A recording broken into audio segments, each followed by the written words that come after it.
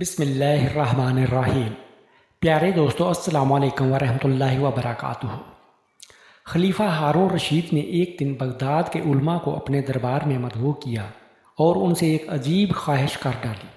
خلیفہ بولے، مجھے زیارت رسول صلی اللہ علیہ وآلہ وسلم کا بے حد شوق ہے۔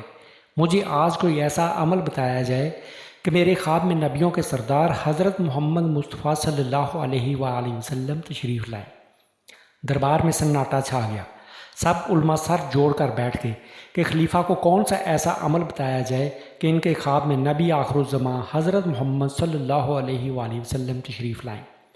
کسی عالم میں یہ ہمت نہ تھی کہ وہ خلیفہ وقت کو یہ کہہ دے کہ ہمارے پاس کوئی ایسا نسخہ نہیں ہے۔ خیر، ہمت کر کے ایک بڑا عالم یوں بولا کہ عالی جا، ہمیں ایک دن کی مہلت دی جائے کہ ہم اپنی دینی کتابوں میں کوئی ایسا نسخہ ڈھونڈ سکے کہ جناب کو حضور اکرم صلی اللہ علیہ وآلہ وسلم کی خواب میں زیارت ہو جائے۔ خلیفہ نے انہیں ایک دن کا وقت دے دیا اور ساتھ ہی یہ حکم نامہ بھی جاری کیا کہ اگر یہ علماء نسخہ تلاش کرنے میں ناکام رہے تو ان سب کو ملک بدر کر دیا جائے گا۔ اگلے دن پھر شاہی دربار سجایا گیا۔ تمام علماء حاضر ہوئے۔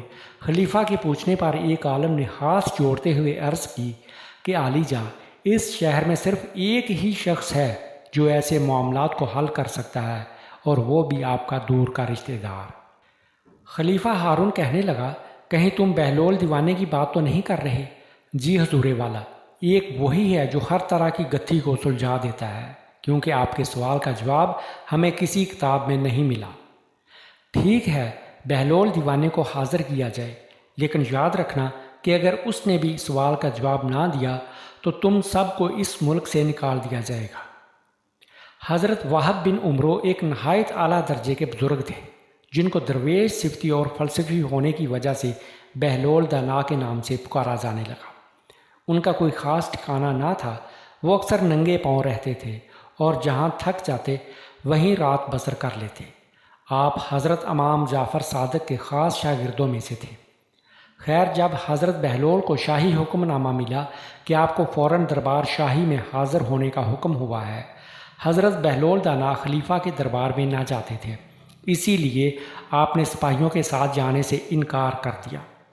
لیکن پھر ایک عالم نے جو کہ سپاہیوں کے ساتھ ان کی منت سماجت کی کہ اگر آپ آج دربار میں نہ گئے تو اس سارے شہر کے علماء کو جلا وطن کر دیا جائے گا۔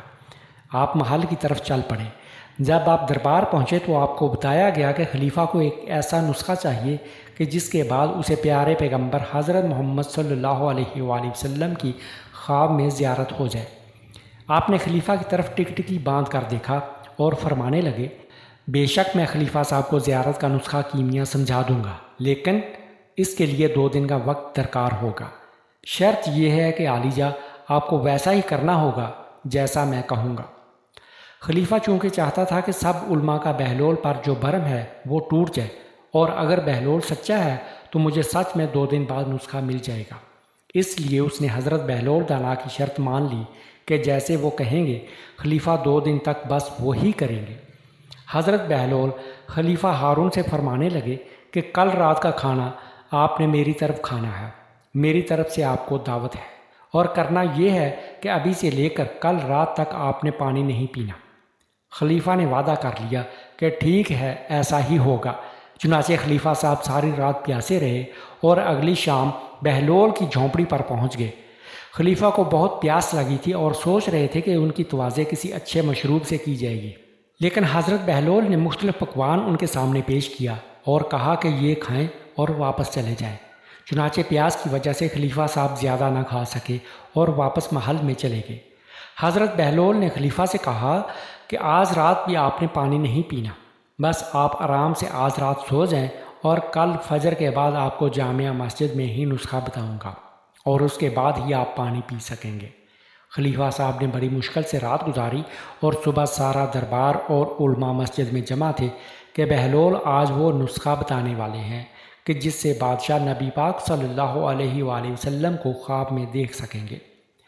فجر کی نماز پڑھنے کے بعد حضرت بہلول خلیفہ سے مخاطب ہوئے، عالی جا، آپ کی رات کیسی گزری اور آپ نے رات میں کیسے خواب دیکھے؟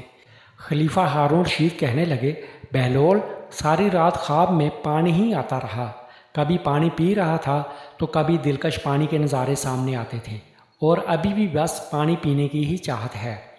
حضرت بہلول نے خود خلیفہ کو پانی پیش کیا اور خلیفہ نے خوب سیر ہو کر پانی پیا۔ اس کے بعد حضرت بہلول فرمانے لگے کہ جس چیز کی طلب ہمارے اندر شدت اختیار کر جائے کہ ہر وقت ذہن اور سوچ میں بھی وہی چیز ہو تو پھر وہی کچھ خواب میں بھی نظر آتا ہے۔ زیارت رسول صلی اللہ علیہ وآلہ وسلم کے لیے اپنی طلب میں شدت پیدا کرے۔ خلیفہ صاحب اپنی سوچ کو آپ صلی اللہ علیہ وآلہ وسلم کی یاد سے بھر دیں، دیدار کا انتظار کرے اور اہتمام کرے تو خود بخود ہی زیارت نصیب ہو جائے گی۔ اللہ پاک ہم سب کو اپنے پیارے حبیب صلی اللہ علیہ وآلہ وسلم کی پر نور زیارت نصیب فرمائے، آمین۔